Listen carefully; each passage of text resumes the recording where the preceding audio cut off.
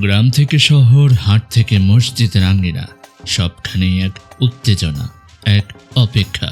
কে জিতবে, কে হারবে, কার হাতে যাবে দায়িত্ব? এই প্রশ্নে ঘুম হারাম হয়ে গেছে লাখো মানুষের। এই নির্বাচনে একটা দৃশ্য আগের যে কোনো সময়ের চেয়ে আলাদা। ধর্মানুধ্যায়ী মানুষ, উলামা মাশায়েখ তারা মাঠে নেমেছেন ব্যাপকভাবে। কারো চোখে এটা জিহাদ ফি সাবিলিল্লাহের সমকালীন রূপ, কারো কাছে এটা দাওয়াতের এক বিস্তৃত সুযোগ, আবার কারো বিশ্বাস এই পথে হেঁটেই দেশ, জাতি ও মানবতার সেবা সম্ভব। পথ আলাদা হতে পারে, কিন্তু উদ্দেশ্যের ভারটা অনেক বড়। আর বড় উদ্দেশ্য মানেই বড় পরীক্ষা। এই পরীক্ষায় টিকে থাকতে হলে শুধু কৌশল নয়, শুধু জনপ্রিয়তা নয়, শুধু স্লোগানও নয়, প্রয়োজন আল্লাহর সঙ্গে গভীর সংযোগ। আর সেই সংযোগের নামই জিকির, মৌখিক জিকির, যা জিহ্বাকে আল্লাহর নামে ভিজিয়ে রাখে।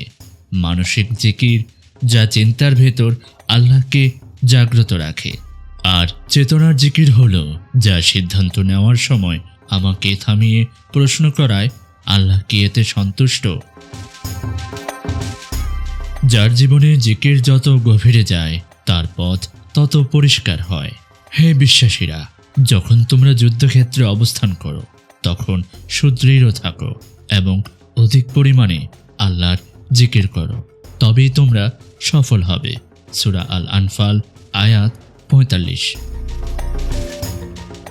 যখন আল্লাহ তাআলা মুসা আলাইহিসসালাম ও হারুন আলাইহিসসালামকে ফিরআউনের মতো স্বৈর শাসকের সামনে পাঠালেন, তখন তিনি বললেন, আমার নিদর্শন নিয়ে যাও এবং তোমরা উভয়ে আমার জিকিরে ত্রুটি করো না। ক্ষমতার সামনে দাঁড়াতে হলে জিকিরই সবচেয়ে বড় শক্তি। কিন্তু প্রশ্ন হলো, এই নির্বাচনী ব্যস্ততায় আমরা কি নামাজ ঠিক রাখতে পারছি? মিটিংয়ের চাপে সালাত কি পিছিয়ে যাচ্ছে না? প্রচারণার ভিড়ে জিহ্বা কি জিকির ভুলে যাচ্ছে না? আমরা কি ভুলে যাচ্ছি রুকু, সিজদা আর ইবাদতেই আসলে সাফল্যের শর্ত? হে বিশ্বাসীরা, রুকুর, সিজদা ও ইবাদতের মাধ্যমে আমার জিকির করো এবং কল্যাণকর কাজ করো। সূরা হজ।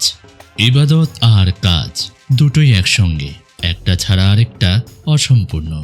নির্বাচনের ফল আসবে, কেউ আনন্দে কাঁদবে, কেউ নীরবে ভেঙে পড়বে। কিন্তু যদি এই পথটা হয় জিকিরময়, তাহলে হার ও পরাজয় হবে না, জয় ও অহংকারে রূপ নেবে না। জিকিরময় নির্বাচন হলে হারানো কিছুই থাকে না, অর্জনের ঘাটতিও আসে না, কারণ তখন ফলাফল যাই হোক আল্লাহ সন্তুষ্ট থাকেন। আর আল্লাহ সন্তুষ্ট থাকলেই সেটাই সবচেয়ে বড় সাফল্য।